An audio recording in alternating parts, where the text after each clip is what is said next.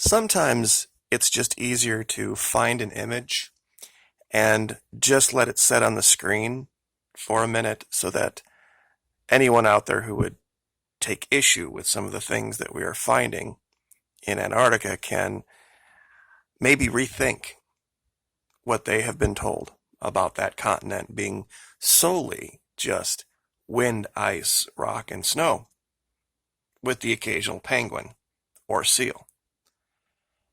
Now, this is an image that I haven't shown before, but it's much like many other images of birds, whether they're sculpture, whether they're remains. It's very clear that in this region down here, this particular one that I'm going to show, there was some type of an effort to venerate or honor birds. Now, I'm really not sure if I need to show all of the characteristics of this particular image to everyone, but I think if you haven't seen it by now, you're probably not going to see the beak, the eye, the head of this bird. Now, if it were the only one, you would probably say, well, wow, that's a pretty amazing find to see that the light in this particular case just happened to put an eye and a beak and a head and all together in the way that it would make it seem like it's something that it's not. But there are more images around in the region, like not very far away. You see this. Anybody from Florida would know exactly what this is, or I guess maybe in the South in general. These types of cranes are everywhere. And that's what you see, is you see a range in Antarctica that they, at one time, and science has even confirmed this, that it was a lush rainforest. And if that were the case, then we would know that birds would be quite prevalent. Now over here, this one's a little bit more difficult to see, but when you change the angle of the camera and you find the right place, you can very easily see. Let me see if I can add some light to this.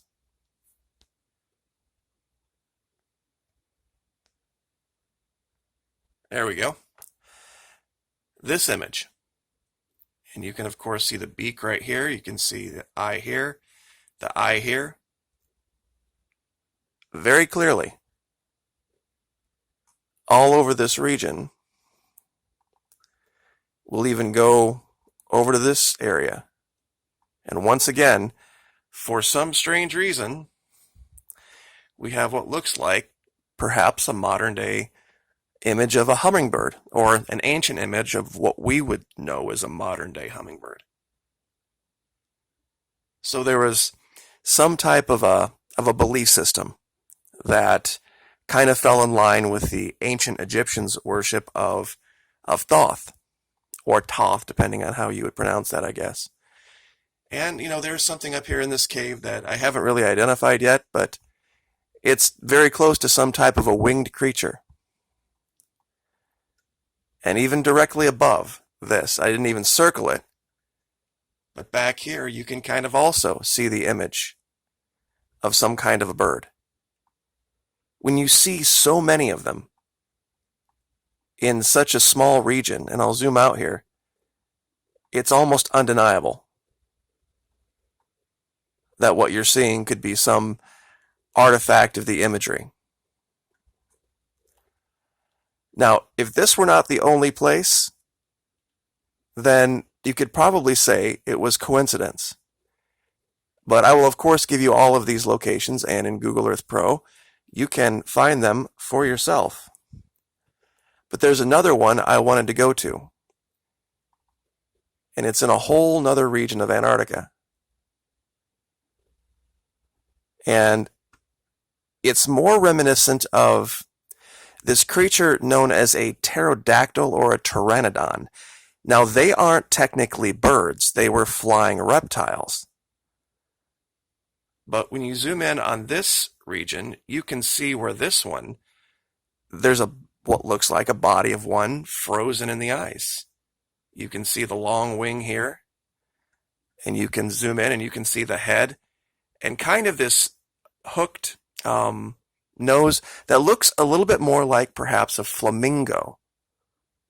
Now, what really got me looking at this particular area was this spine.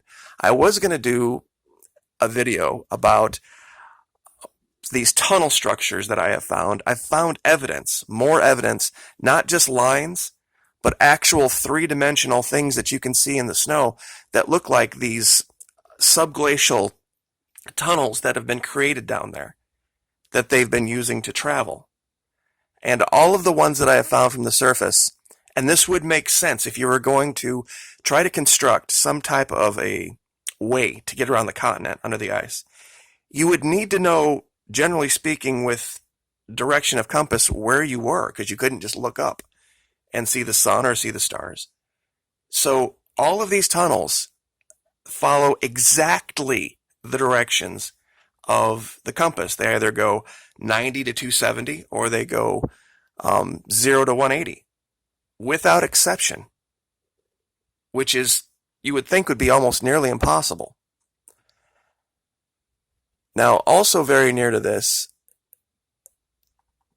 not far away, and there's some people that had a little bit of fun with the image from the Sandwich Islands that I showed of the bird that was kind of overlooking that collapse site, and that's fine. I don't have any issue with people, making that type of a video. There was one other channel that kind of made fun of my stuff a little bit. Not a problem with that. But it looks very much like here. There's either a statue or some type of a giant bird sitting on a nest. And you can see the same giant hooked beak that would remind you perhaps a little bit more of not a pelican or a gull, but I'm trying to think of the name of the bird right now, the flamingo. And it has that kind of a head to it. And it's a huge creature, and it's or some type of a large statue or a recreation of one. We know that they used different types of techniques to create images on the sides of mountains, and we've shown that clearly, of different creatures, plesiosaurs and different birds. It probably wouldn't have been that much of a reach for them to create something like this. And I'll go there real quick just to show what I'm talking about, in case any of you haven't seen it. I've done probably 4 or 5 videos on it. This region, and it was one of the first ones that I found, and just to cover this one more time, we have this image here, and over all of the years, with all of the different events that have happened, we find this, what looks like a person, kneeling. You can even see the feet, the lower leg, upper leg, torso, hands, head, everything. And what is it kneeling in front of? Well, we've got one bird here. We've got another kind of flamingo-shaped headed bird here. We've got another bird here that looks like it's ready to take off. And then you've got another. I mean, I don't know how you could possibly ever say that 4 of them in one region is just coincidence. Given I showed in that other region, which is 1,000 miles away, another 3 or 4 of them all together. And the stories of flying birds, the furafue from Magallanica, a giant scaled bird. But I did want to show you this at the end of this video, this what I have described as a manufactured colonnade initially, but the more I look at it, it's clearly a constructed piece of tunnel work. Do you see kind of how this is, it's rounded, but then there's also a smaller rounded structure along its length right here. You see, this would be what, to my mind, they would have used to either transport water, transport heat, if they had any kind of way of transporting power. You would have one separate tunnel for that, and then you would have a larger tunnel below the main body of the tunnel that you would use for going back and forth. And it looks here like when you look at the end where it's kind of cut out here, you can see the separations. That there might be one for heading one direction and another one for coming back the other. And it looks very constructed. It looks completely out of place, and not far from it, there's kind of a larger section right here. And this very equidistant line, it looks just like evidence of being built in sections. They might be, and this one is clearly collapsed, they're destroyed, there's something going on here that's caused a problem.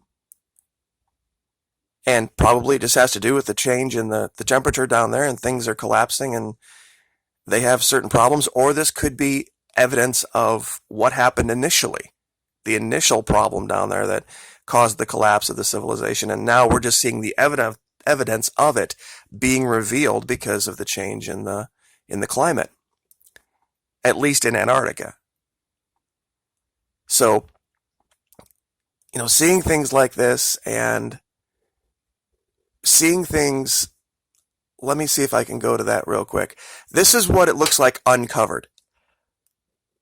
But let me show you what it looks like when it's completely covered up.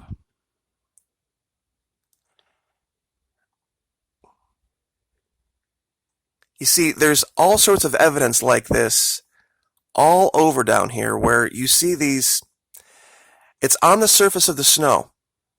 And it's these straight lines that the camera is picking up evidence of. And sometimes it's just as little as a dash like that, but you'll see a whole series of them in a row and on a straight line and on a straight course. And very near to here, I set up a whole bunch of place marks in a straight line here so that you could see what I'm talking about. Now I'm going to zoom in here, and I know it's kind of hard to see, but there's a dash here, one here, and one here. Now if you take a line, a straight line, and we'll go ahead and do this, and you trace it over it, once again, it goes 270 degrees almost exactly. And I'm going to go ahead and just place this temporary line on a course of about 270. So that you can see all of these.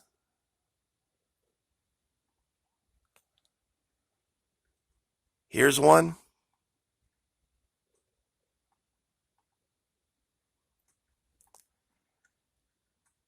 Here's another one.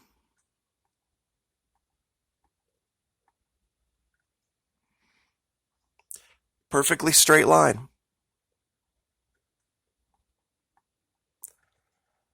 And this is just one of dozens and dozens of these structures that I've found down here. And you'll see them if you've downloaded the KMZ file.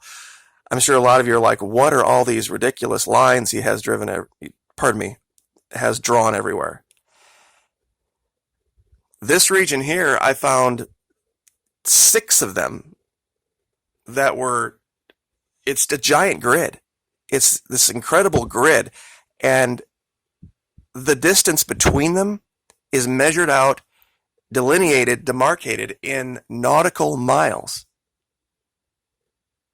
And I'll give you all these locations and the KMZ file, and you can, upload it to your version of Google Earth Pro and see what I'm talking about. I think there's been a discovery made down there of this massive network, a way of getting around down there that they've figured out somehow how to do it. And I think the last thing that I will, since we were pretty much on top of it just a little bit ago, I wanted to show this. It's kind of hard to see, but right next to this manufactured colonnade right here, what I've basically, just the term I used for it, there's a ship. It's under the ice, and you can kind of barely see it, but here's the bow. And it's covered up a lot, but the back of the ship is here. But you can clearly see the deck. and there's different structures on the deck. It's clearly been lost for many years to the ice, but we've shown a lot of these. At least, I think I'm up to 7 or 8 of them now. So, anyway, I guess I will leave it there, but I'll go back to that where we started and just leave it there so that you guys can look at this for yourself and tell me what you think.